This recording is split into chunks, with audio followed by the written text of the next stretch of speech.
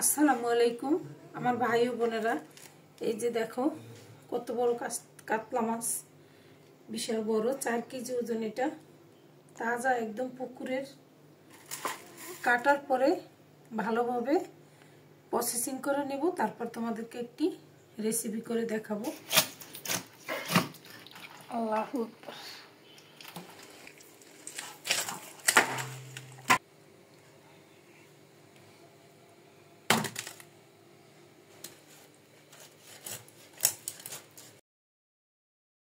চলে আসছি রান্না করার জন্য। এই যে মাছগুলো আমি সুন্দরভাবে পরিষ্কার করে ধুয়ে নিছি। এখানে আমি 7-8 পিস মাছ নিয়েছি। লবণ হলুদ দিয়ে মাছটা একটু ভালোভাবে মাখায় নেব।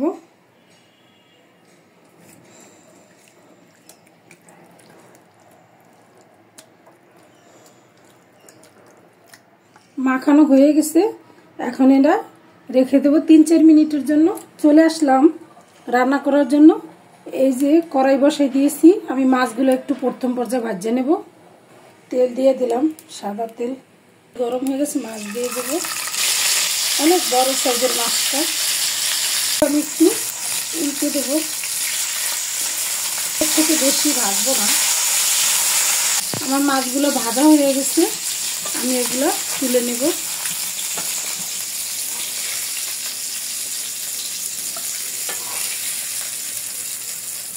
বাকি মাছগুলো এভাবে ভেজে নেব। এগুলো ভাজা হয়ে গেছে, তুলে নেব। আমি এখানে কড়াই বসাই দিছি, তেল দিয়ে দেব।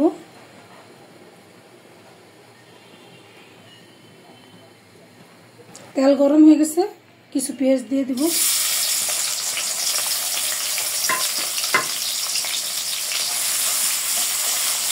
মাছগুলা ভুনা করার জন্য আমি এখানে যে মশলা নিয়েছি, শুকনা মরিচ বাটা 2 টেবিল চামচ, জিরা এবং ধনিয়া বাটা 1.5 টেবিল চামচ, আদা রসুন বাটা 2 টেবিল চামচ, পেঁয়াজ বাটা আধা কাপের থেকে একটু কম আছে। পেঁয়াজগুলো নরম হয়ে গেছে, আমি মশলাগুলো অ্যাড করে দেব। পেঁয়াজ বাটা,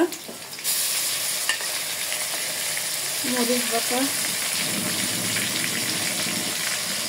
হলুদের গুঁড়া 2 টেবিল চামচ, স্বাদ মতো লবণ, একটু মিক্স করে নেব সবগুলো মশলা।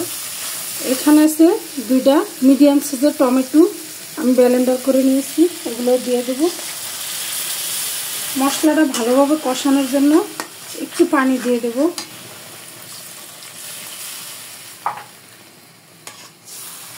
পাঁচ মিনিটের মতো মশলা কষিয়ে নেব। এই যে মশলাটা একদম পারফেক্টভাবে কষানো হয়ে গেছে, আমি এখানে পোস্ত বাটা দিয়ে দেব।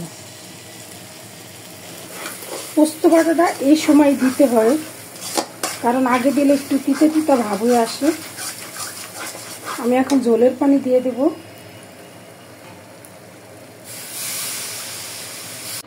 মাশাআল্লাহ, কত সুন্দর একটা গ্রেভি হয়েছে। এটা দিয়েই ভাত খাওয়া হয়ে যাবে। একটু ফুটে উঠুক, আর মাছ দিয়ে দেব। ভেজে রাখা মাছগুলো দিয়ে দেব। কাতলা মাছের পেডি খেতে অনেক মজা।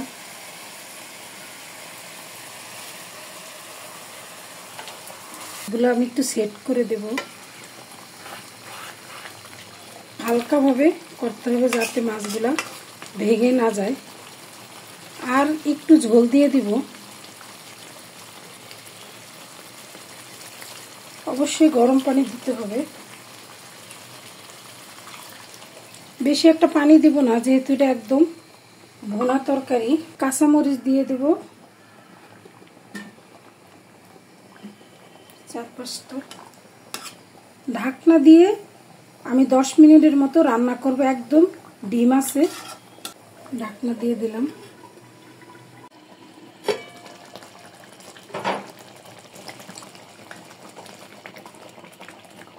একদম পারফেক্টভাবে রান্না হয়ে গেছে। দেখেন তরকারির ঝোলটা কতটা ঘনত্ব। আমি আরো 2 মিনিট রান্না করব, আর ঢাকনা দেব না। এখানে আমি ধনিয়া পাতা দেব না, যেহেতু বড় মাছ। ধনিয়া পাতা দিলে মাছের স্মেলটা চলে যাবে। আমার রান্নাটা অলমোস্ট রেডি। আমি এখন চুলা অফ করে দেব। এই যে ইয়ামি তরকারি, মাশাআল্লাহ, ঝোলটা এতটা সুন্দর।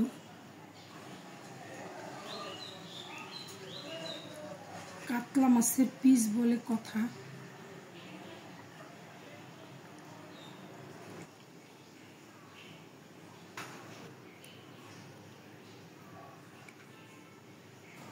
এই যে দেখেন কতটা দেখতে সুন্দর দেখা যাচ্ছে।